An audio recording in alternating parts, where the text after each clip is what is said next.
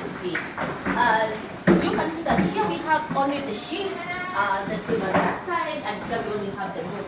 Reason is I'm going to explain to you why we have them separated and why this section to be specific is quite smaller compared to the other section, or why these animals here are feeding at night, whereas the ones in the first compartment they are not feeding. So come with me and let's see how the animals are preparing to sleep.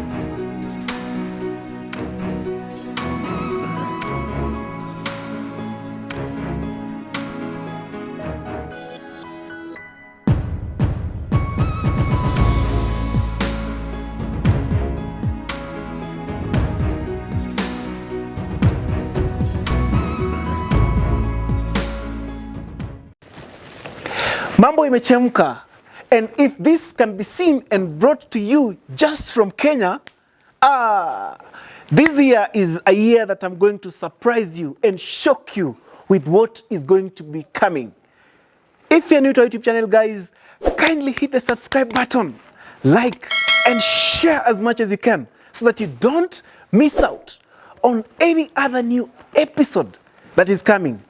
And this year, we have set the bar quite higher, and we bring you stories and ideas that are only of benefit to you. If you want to get your pedigrees, if you want to get your knowledge, Penzi Farm is the place for you. Nakuru County. When building the sheep and goat structure, I feel that some of the major things you have to consider is the density of the animals you're going to keep, the number of the animals that is. They should be comfortable for the animal and even comfortable for the person working with the animals.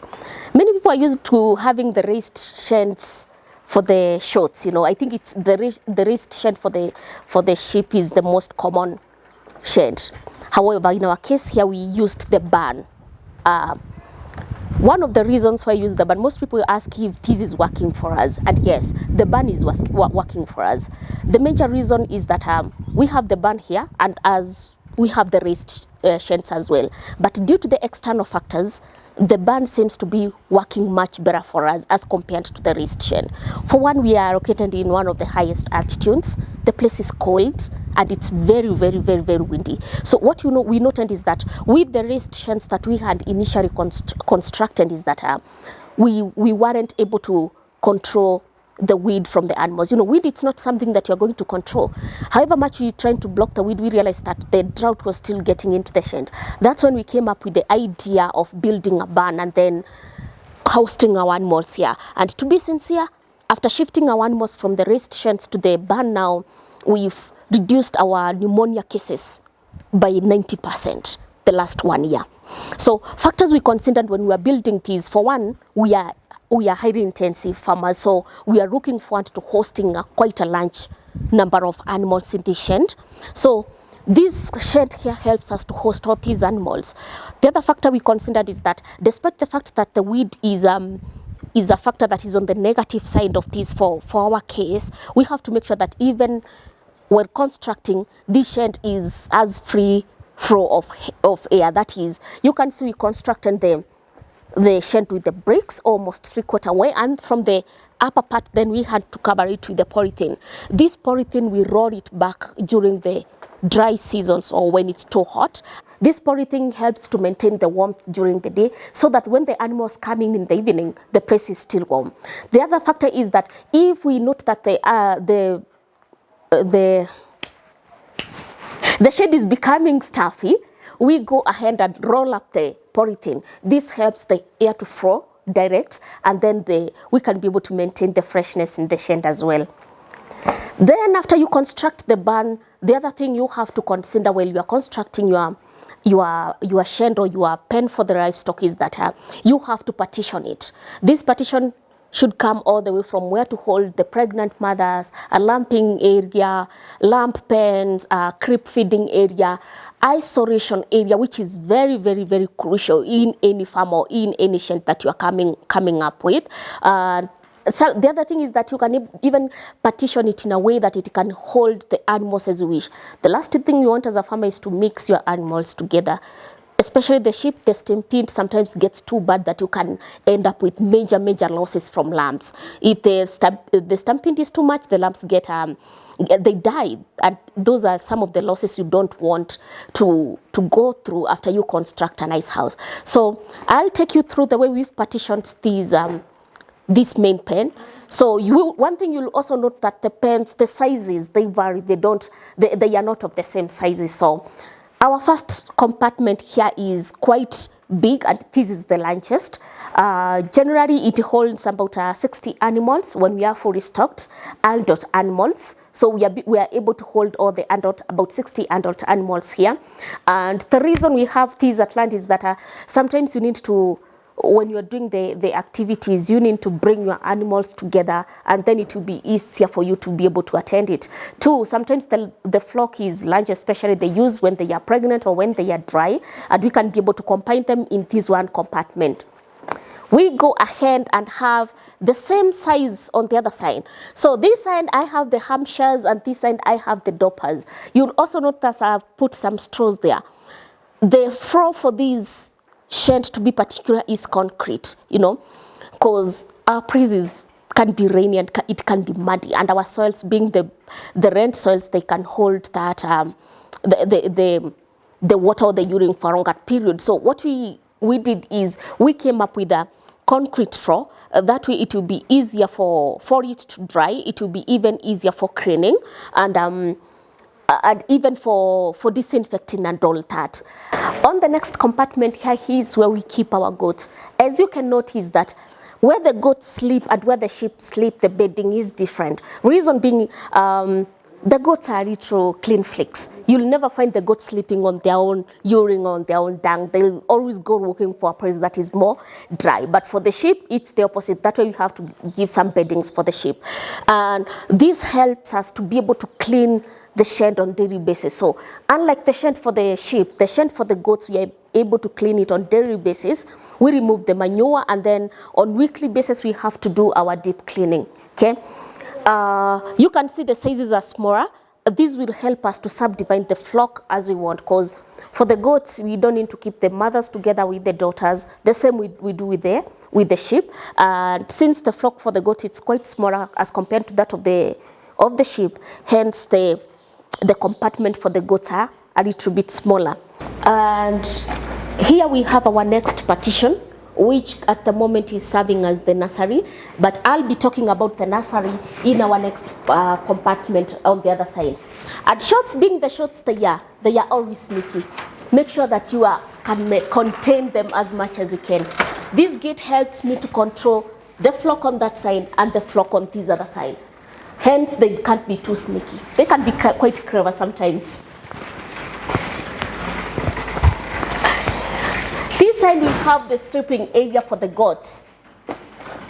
The goats that we've already weaned, and they are on for the fattening. As you can note, the PVC traps are there. You can note we have some feeds there. What we maintain is that these lambs on fattening, they can have their ad libitum supplement as well all the time. You can note that we've also hung some mineral ricks there. So these animals not only have access to the supplement, but also to the mineral ad libitum lay. And here we was talking about the nursery. This is where all the cooking goes on the farm. So let me take you to our nursery, where all the offsprings are taken care of.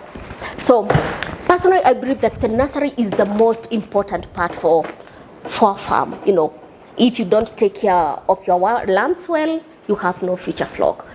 You can have a high lambing percentage, but if you don't take care of those lambs after they are born, you have no future flock at all.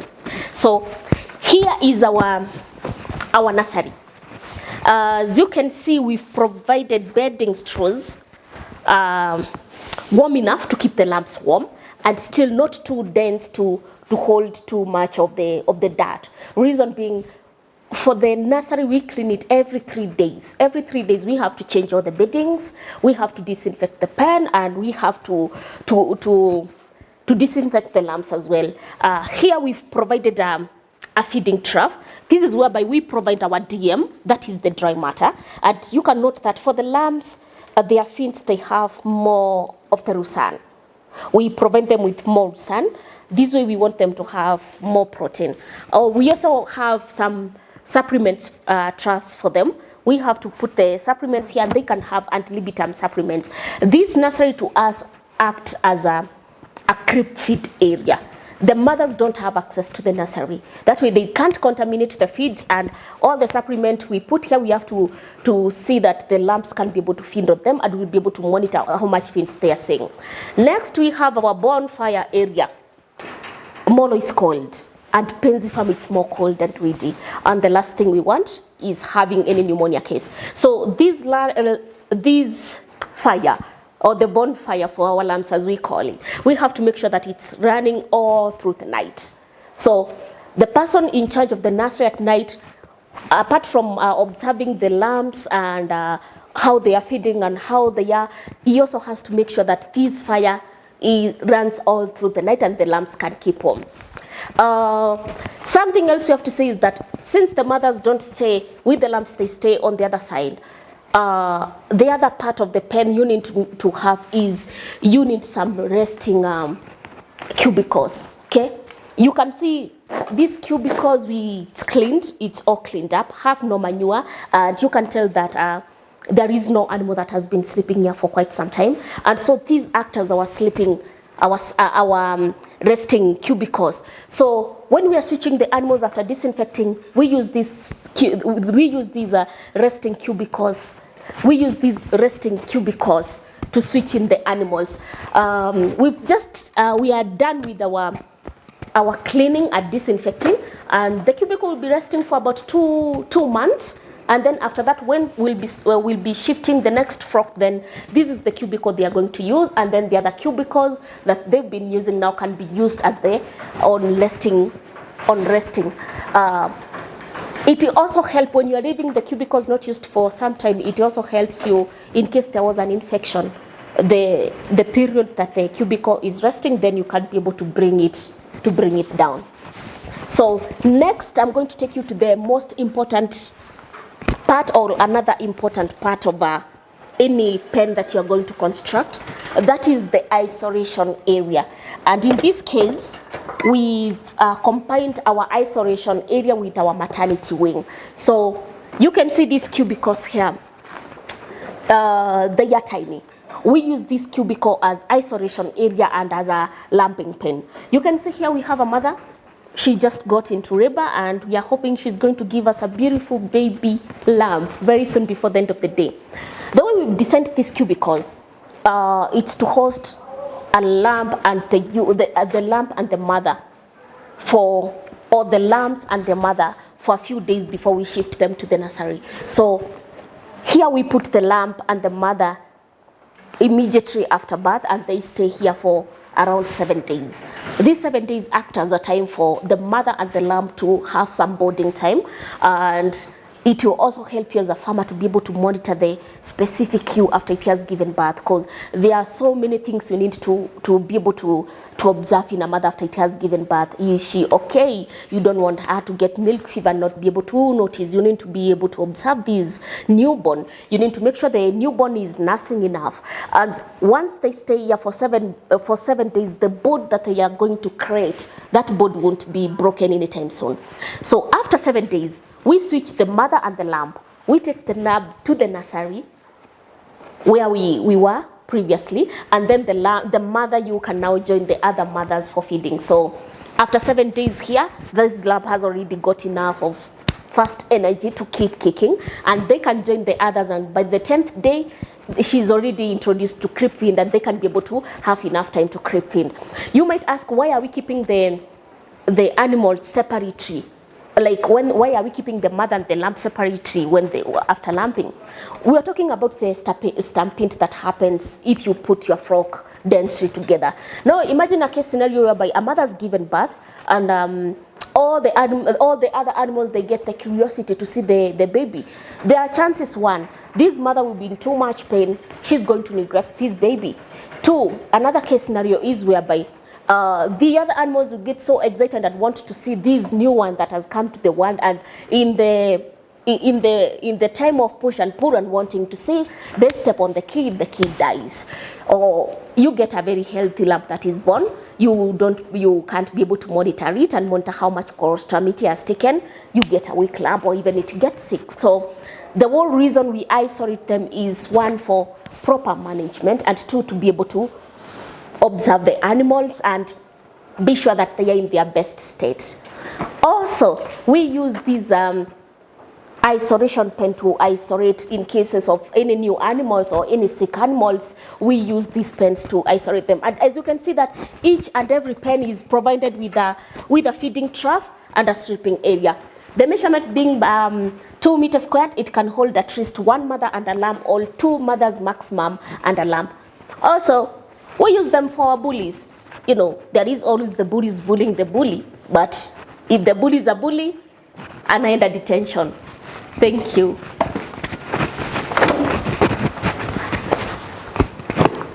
Okay, and now after our isolation, okay, I hit the road. As you can note, contrary to this other side of the pen, the lower side, the wall is low and it's not covered. This will help me that when I'm moving around, I can be able to monitor all the animals here. You see, I don't have to go all in to see. So from the pathway, I'll be able to monitor the animals that are in the isolation pens. And the funny thing about sheep, you train them for 2 days. By the third day, each animal will be knowing its own isolation pen. On this side, we have our exit. The other side was the entrance, and we have the exit. As you can see, our doors is fully covered. We don't want any wind coming in from outside. And we have our disinfecting area. Always disinfect when you are going in, always disinfect when you are going out. Emma, how are you? Fine, thank you. I'm amazed by what you're doing again. Thank you so much. When I hear about sheep farming, goat farming, and you talk about the structures, the conversation that comes, or the stories that you hear, is a raised structure. Absolutely. Everyone will say it should be free from the ground. Absolutely. But I'm here, and I'm seeing something totally different, and I'm seeing better results. Yeah. How about it? This is a band system. This is a band system. Okay. I'd call it the band system of shorts farming. Okay. The less common one in Kenya, or would I say the less common one in Africa. And contrary to what people think, it's the most desirable, the raised sheds, I feel sometimes it's good for us to go or do more research outside our box. And as a farmer, know what is really going to work for you. Some of the things that are going to dictate your system of the shed you are going to put up is the external factors, the environmental factors. The raised shed is the most common. And when we were starting the farm here, we went for what was the most non-common thing. So we started with the raised sheds. But then we realized this wasn't working for us. So what did we have to do? We couldn't just stay there and cry all the day. The raised system isn't working for us. We had to think outside and say, okay, this is what is common in Africa. How about other farmers? What are they doing outside? And so we bought all this idea from outside, and then we brought it in, and then tilted it through to fit to our needs. And so far, I don't think I'm looking back to the raised sheds. The band system is working for me amazingly in terms of stocking, in terms of management, sanitization, and also in terms of being able to avoid some of the minor infections we were getting, like the pneumonia. So it's a new system.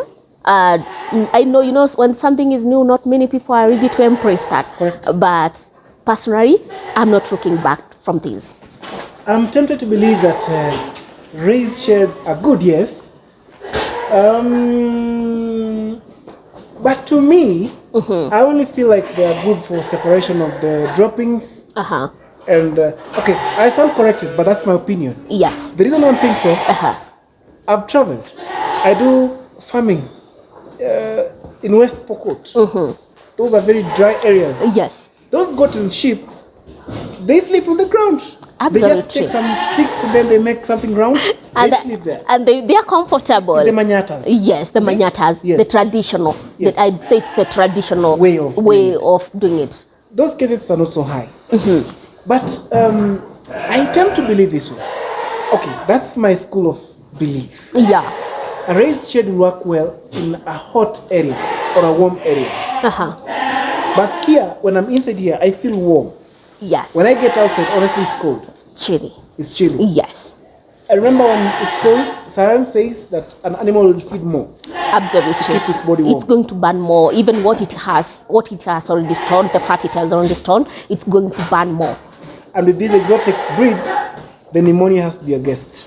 Oh, if you're not careful, she's always knocking on the windows, on the doors, all the time. But the biggest disadvantage you have, again, I'm tempted to believe, is it's a bit laborious to do cleaning here. Absolutely. How often do you do it? Daily. Ooh. We have to do the sweepings daily. Okay, the raised sheds, this is according to Emma's school of thoughts.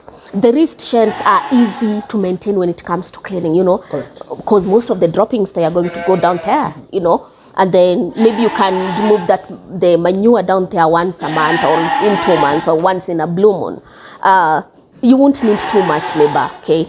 But then when it comes to the deep litter system, as I call it, is the burn system now, cleaning becomes more laborious, because if it was a raised shed, I believe, the one of these compartments, someone can do it within a few minutes. Sure. But then for the deep litter, you have to sweep it daily. And then you have to make sure you remove the droppings and the manure now. Not it there the droppings. You pick up the droppings and take them now to the manure area for them now to manure.